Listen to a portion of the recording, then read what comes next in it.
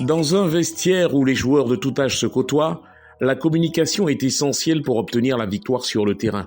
Une mission loin d'être évidente avec la présence de plusieurs générations. Dans tout le club où je suis passé, j'ai été capitaine. Donc j'ai une position assez proche de tous les joueurs et en même temps des dirigeants. Voilà, donc je veux dire que je suis assez proche des joueurs de toutes les générations, les plus jeunes, les plus anciens. Je suis un peu le tremplin en fait de tout ça. Parce que les footballeurs, ce n'est pas seulement sur le terrain. Il y a des trucs qu'il faut éviter dehors pour être performant sur le terrain. Donc en cause de ça aussi, en dehors du terrain. Dans un premier temps au terrain, en dehors aussi du terrain, on parle beaucoup, même avec Soro, après les matchs, souvent il m'envoie des messages, on parle, on discute un peu, celui qui joue près de moi. Voilà, il y a cette complicité entre lui et moi et tout de suite. Entre les mineurs qui font leur premier pas au club ou même dans le championnat et ces anciens qui ont l'expérience, le mélange est un impératif pour la vie du groupe. Je n'ai pas de préférence, je suis des deux côtés, mais j'aime m'approcher beaucoup des grands. Parce qu'avec des grands, comme je l'ai dit tout à l'heure, tu apprends beaucoup de choses, tu vois un peu. Avec eux, ils vont te parler dans un bon sens, quoi. C'est-à-dire en termes de football, comme on dit du football, tu vois, non. Toujours te mettre sur le bon chemin pour essayer d'atteindre tes objectifs. Ici, tout le monde, je taquine tout le monde, c'est l'une de mes qualités. Voilà, déjà les plus jeunes, parce que quand ils viennent comme ça, ils ont besoin d'être en confiance et tout ça. Tout de suite, il faut les amener à se libérer, tout ça, pour mieux s'exprimer, et c'est ce que je fais d'ailleurs. Pas mal danser, je vois, mais on échange beaucoup. Avec, bon, le petit Nabil, voilà, lui, il a commencé à me suivre depuis l'équipe de réserve. Voilà. Nabil, Angama, Chitou aussi, c'est ça, voilà. Avec les conseils, vraiment, aujourd'hui, je suis en équipe A, grâce à eux, on peut dire ça comme ça. Par ma position, je pense que c'est plus facile de conseiller, on va dire, les défenseurs, ils sont plus proches. Les attaquants, on peut parler, mais ce n'est pas dans le feu de l'action. C'est peut-être à la mi-temps, après le match.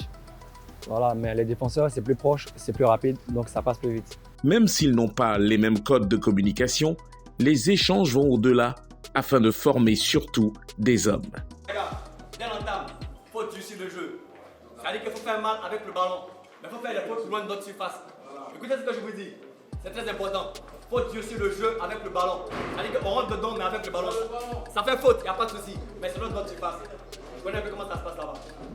Je dirais qu'il y a deux types de communication que je fais avec eux. Il y a celle professionnelle qui est sur le terrain et il y a celle en dehors du terrain qui est de les mettre à l'aise, de parler avec eux, de rigoler avec eux pour qu'ils se sentent beaucoup plus à l'aise, plus s'exprimer sur le terrain. Les anciens m'aident à avoir un gros mental, à travailler dur, à me reposer après le football, à faire plein de choses, quoi, tu vois. Quand tu suis des grands, c'est-à-dire quand tu suis des grands, les grands t'aident à devenir encore plus grand. Est-ce que vous voyez un peu? Aujourd'hui, en plus des performances sur le terrain, il joue un rôle de conseiller, un savoir à transmettre qui peut parfois créer des tensions.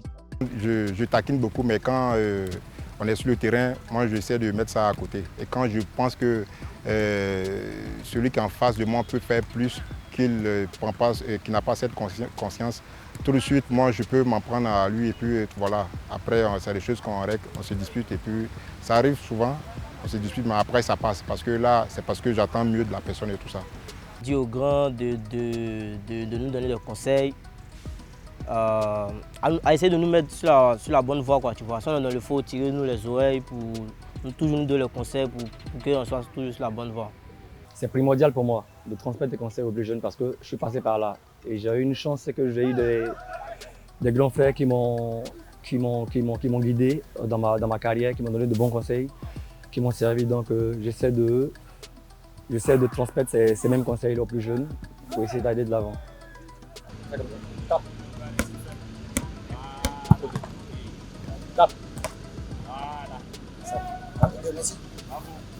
Pour les anciens, Angama et Cissé, qui ont entre 10 et 20 ans d'expérience, le changement de comportement entre les générations est un constat assez flagrant. Ils ont le talent, certes, mais ce n'est pas suffisant. Nous, en notre temps, on approchait tout de suite les grands frères quand on n'allait pas, qu'est-ce qu'on devait faire et tout ça. Mais aujourd'hui, quand même, ça va, les jeunes ont plus de talent, mais ne sont pas à l'écoute.